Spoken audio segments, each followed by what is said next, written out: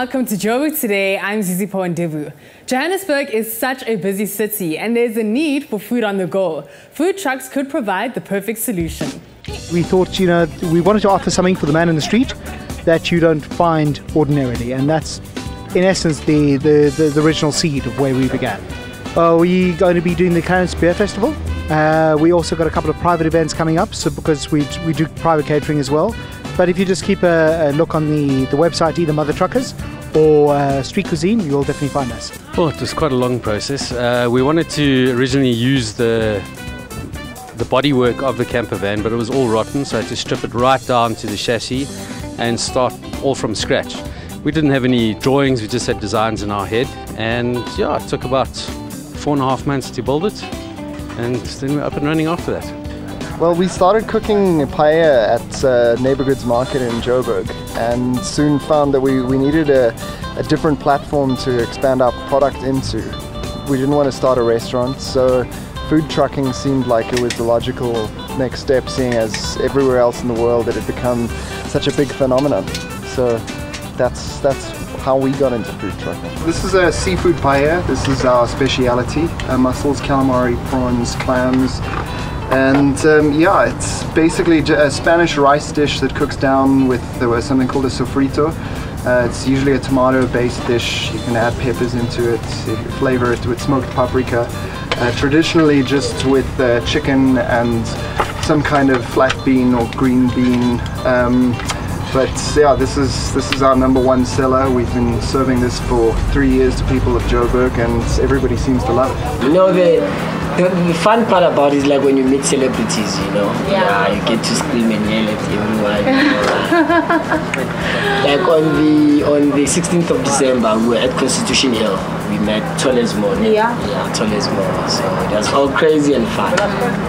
The cool thing about it is we get to move around. You don't have to stay in the same place all the time, you know. So yeah, Monday you might be at a certain place, Tuesday you're at another venue, you know. Go different places, different towns, different cities, different provinces. Food trucks have taken off in places like New York, Paris and London. But the big question is, will they take off in Johannesburg? With the variety of food that they offer, one certainly hopes that they do. I'm Zizi Pondevu for Joburg Today.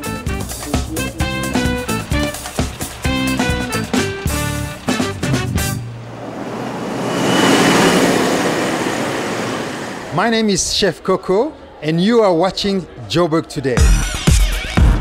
Join the conversation on our Facebook page, that's joburgtoday.tv. Follow us on Twitter at Joburg Today. And if you're one of those people on the move, then pockettv.mobi. That's pocket with an I.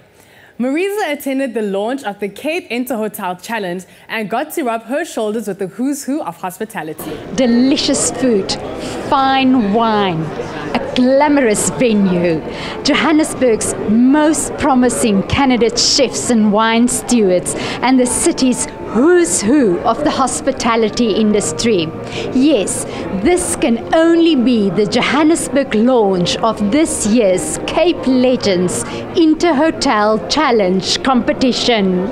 All are friendly, but this competition, focusing on development and mentorship, is fiercely contested. The Interhotel Challenge's popularity seems to be growing. We're taking part this year again for 2 reasons. One, we are the current reigning winners or the champions, so we need to defend our title. And number 2, it created such a great atmosphere in the kitchen with my chef Andrew that won it, that everybody now in the kitchen wants that opportunity to enter.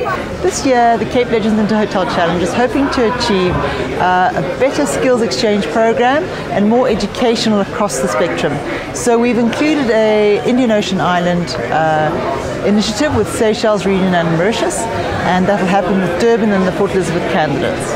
Earlier the day, participants were introduced to the compulsory ingredients they will have to use in their 3-course meals.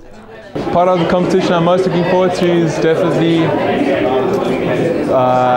working with new ingredients, experimenting with flavors, practicing, and just spending some time with my mentor. I feel so special to be chosen for such a competition, because I know it's going to be a challenge to me, and I'm willing to show what I'm good at, and I know it's going to be quite an experience, and I can't wait. Prizes worth thousands of rands are up for grabs, and with only the best 5 candidates in the country going through to the finals, the heat is on. So there's pressure on all of the regions to obviously score as high as possible. So we are going to hold all of the candidate chefs to a much higher standard. We expect more practice from them, and we expect more refinement in what they present to us on the plates. What we're looking for specifically is a bit more flair, a bit more creativity, thought that has gone into matching the food and wine, and also I think for someone to have fun with it. That's very important. Guests were treated to cuisine prepared and served by the executive chefs and stewards of the participating hotels. The moment of truth was when the teams heard which Cape Legends Wine Estates wines they will have to pair with their menus. First and foremost, the advice I have for my candidates at this year's Inter-Cape Hotel Challenge is to be true to themselves. Be a sommelier, be at the service, get to know their product, confident, and execute as smoothly as possible. And that's it. Be happy, be smiling all the time, and pour the wines correctly. Joburg is the reigning champion in both the chef and wine steward categories. If it will be repeated remains to be seen. But with the evening's glamour fading, it surely will be aprons, corkscrews, and let the cooking begin. Marisa de Klerk, Joburg Today. My name is Chef Martin, and you're watching Joburg Today. With urbanization being a reality, it's time to look at new ways to grow our food. Marisa chats to Professor Rodney Friedman. City and farming may sound incompatible, but some say urban agriculture could become quite an important food and income source for city dwellers. Or could it? To find out, here is the Vice President for Advancement and External Relations and former Dean of the Faculty of Agriculture, Food and Environment of the Hebrew University of Jerusalem, Professor Ronnie Friedman. Welcome, Professor. Thank you. It's great to be here. Pleasure. What is urban agriculture, and why should city dwellers take note?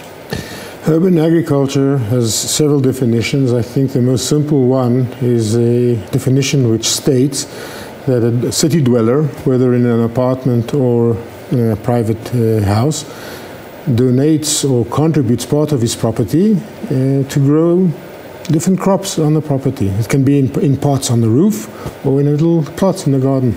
And why is it something for city people to take note of? Because there are two main aspects here. A, it's a hobby. It gives people an opportunity to relax after work or relax before going to work in the morning by tending the plot. And more importantly, it's a secondary way of producing a crop that can be used for family nutrition.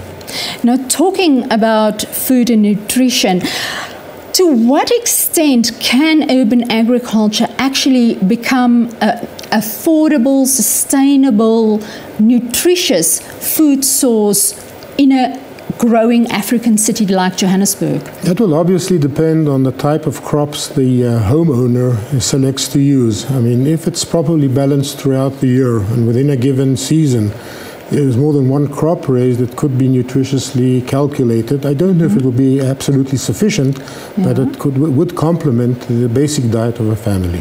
What kind of technology is in place or is available to grow crops in an urban environment? Well, implementation of technology is always an issue of cost effectiveness. So if we ignore that aspect at this point and just see what's available in order to make a crop more yieldable, I would say that using a composter to produce fertilizer for the plot is important, and B, being able to irrigate, because relying solely on rain may not be an issue, specifically in an area which might be subject to reduced rainfall. As far as I understand, this might be a problem in Johannesburg, just as it is in many other parts of the world. So simple technologies of irrigation, it will not take a lot of water, like drip irrigation moved from a tap, or using a homemade composter to make fertilizer from home waste would increase the capacity to produce crops.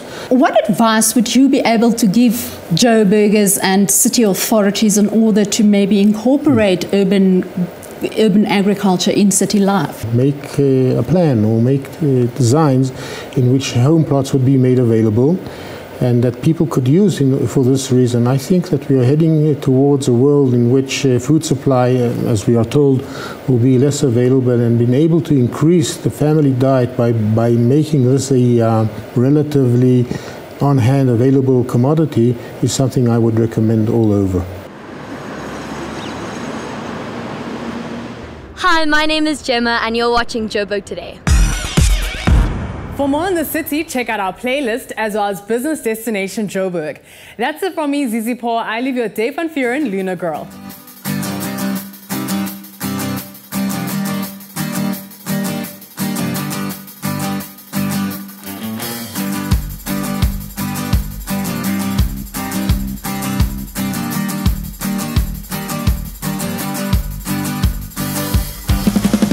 My Luna girl, you are the reason I'm alive. You are the sea beneath the sun, my only one.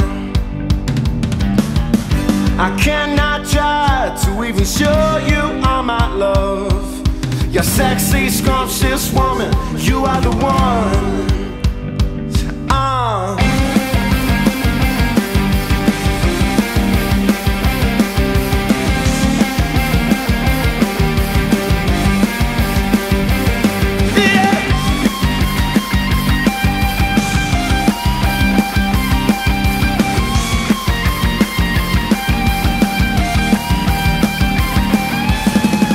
My Luna girl, with every breath that I may take, it would just be a big mistake without you. My only wish is that I will spend each day with you, and everything that I go through, you go through too. Cause I got a whole lot of love, whole lot of love to share. But I've been running in circles, feeling that life's been unfair. But hold on, a woman, here I come, yeah. I feel you in the deepest way, darling.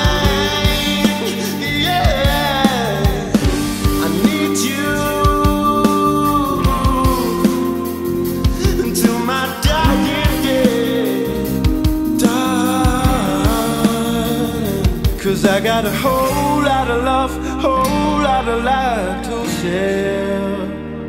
But I've been running in circles, feeling that life's been unfair.